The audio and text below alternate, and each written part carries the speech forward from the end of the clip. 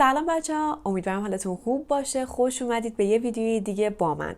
توی این ویدیو میخوام باهاتون در مورد کالوکیشن های 3 کلمه have، take و pay صحبت کنم. اما قبل از اینکه شروع کنم مثل همیشه اگر فقط تونستم یه نکته مثبت بهت یاد بدم، لایک و سابسکرایب برات نره. همونطور که میدونید کلمه have به معنی داشتنه، کلمه take که معنی‌های مختلفی هم داره، یکی از معنیاش به معنی گرفتنه و کلمه pay هم به معنی پرداخت کردنه. همین 3 کلمه که خیلی هم ساده هستن، زمانی که با کلمه های دیگه ترکیب میشن یه سری عبارت رو میسازن که اون عبارت ها میتونن معنی‌های مختلف داشته باشن. از فعل ساده have شروع میکنیم. همونطور که بهتون گفتم have به معنی داشتنه، ولی وقتی که با کلمه های دیگه میاد میتونه معنی‌های مختلف داشته باشه. بریم ببینیم منظورم چیه. مثلا کلمه accident میتونه کنار کلمه have بیاد، بشه to have an accident. to have an accident یعنی تصادف کردن. Mr. Gray had an accident last night, but he's okay now. Mr. Gray had an accident last night, but he's okay now. یعنی آقای گری دیشب تصادف کرد ولی الان حالش خوبه. بریم سراغ عبارت بعدی. To have an argument. To have an argument یعنی بحث کردن. For example, we had an argument about how to fix the car.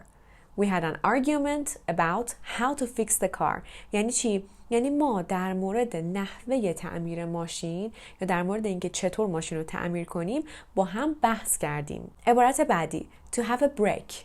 To have a break یعنی استراحت کردن. For example, let's have a break when you finish this exercise. Let's have a break when you finish this exercise. یعنی بعد از اینکه این تمرین رو تموم کردی یه استراحت کنی. عبارت بعدی. To have a conversation or chat. To have a conversation or chat. بچه این کلن به معنی اینه که با این نفر یه صحبتی داشته باشی. حالا chat یه کوچولو غیر رسمی تره. مثل این میمونه که به یه نفر بگی مثلا بیا بریم با هم دیگه یه گپی بزنیم. For example, I hope we'll have time to have a chat after the meeting. I hope we'll have time to have a chat after the meeting. میگه امیدوارم بعد از جلسه وقت داشته باشیم که با هم حرف بزنیم یا همون مثلا یه گپی با هم دیگه بزنیم. عبارت بعدی. To have difficulty. To have difficulty یعنی چی؟ یعنی مشکل داشتن. For example, the class had difficulty understanding what to do. The class had difficulty understanding what to do. میگه کلاس توی متوجه شدن این که چه کاری باید انجام بده مشکل داشت. عبارت بعدی. To have a dream or nightmare. To have a dream or nightmare یعنی چی؟ یعنی کابوس دیدن یا خواب دیدن. I had a dream last night یعنی دیشب یه خواب دیدم. I had a nightmare last night یعنی دیشب یه کابوس دیدم. عبارت بعدی. To have an experience. To have an experience یعنی تجربه داشتن. For example, I had a frightening experience the other day. I had a frightening experience the other day یعنی چند روز پیش یه تجربه ترسناکی داشتم. عبارت بعدی. To have a feeling. To have a feeling یعنی چی؟ مثل این میمونه که مثلا بخوای بگی یه حسی بهم میگه. For example, I have a feeling that something is wrong.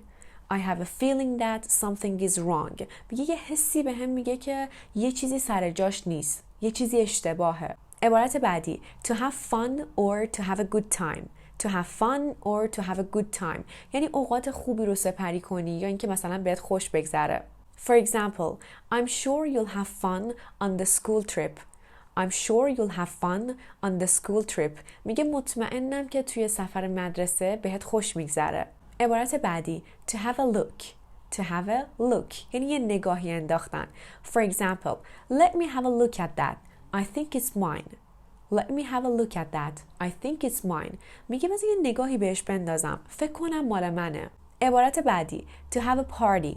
To have a party یعنی پارتی گرفتن. For example, let's have a party at the end of the term. Let's have a party at the end of the term یعنی چی؟ یعنی یه پارتی داشته باشیم آخر ترم. و عبارت آخری که میخوام با کلمه have بهتون بگم. To have a try or to have a go یعنی امتحان کردن. For example, I'll explain what to do and then you can have a try or you can have a go. میگه من توضیح میدم که چه کاری باید انجام بدی و بعد تو میتونی امتحان کنی. حالا بریم سراغ عبارت هایی که میتونیم با استفاده از کلمه take بسازیم. اولین عبارت to take a holiday. to take a holiday یعنی تعطیلات رفتن. For example, we decided to take a holiday here. We decided to take a holiday here.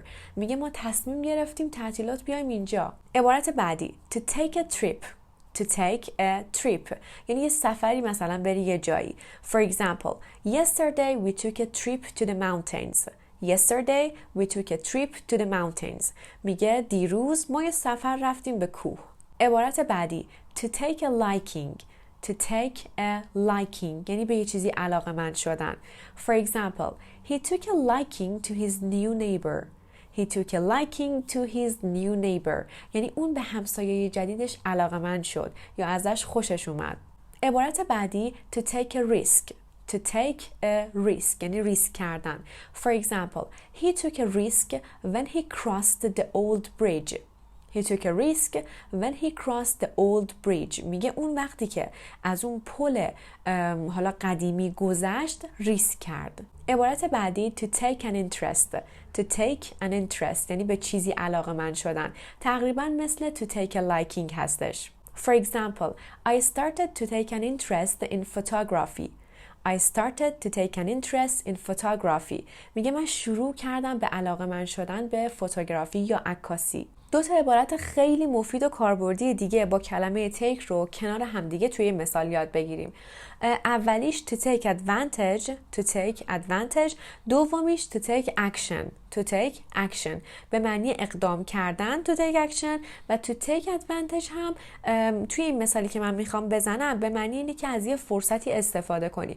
حالا یه حالت دیگه هم داره که یه کوچولو معنیش منفی تره، مثل سوء استفاده کردن میشه. For example, take advantage of being in London. There are always plenty of jobs there. You'll soon find something else. So, take action. That's my advice. یعنی چی؟ یعنی که از فرصت تو لندن بودن استفاده کن. Take advantage of being in London. بعد میگه که اونجا همیشه کلی شغل وجود داره و تو خیلی زود یه شغل دیگه پیدا میکنی. پس اقدام کن. این حالا توصیه منه. حالا بریم سراغ عبارت هایی که میتونیم به کمک فعل pay بسازیمشون. عبارت اول to pay attention. to pay attention. بچه ما میدونیم attention به معنی توجه هستش، ولی اگه بخوایم توجه کردن رو نشون بدیم باید بگیم pay attention. For example, you must pay attention to the teacher. You must pay attention to the teacher. میگه تو باید به معلم توجه کنی.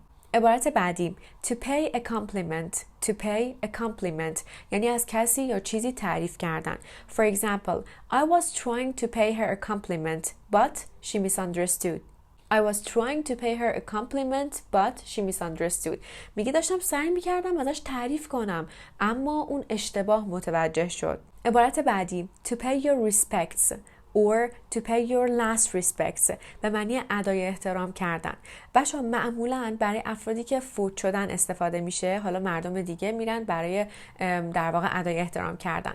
For example, at a funeral, people pay their last respects to the person who has died.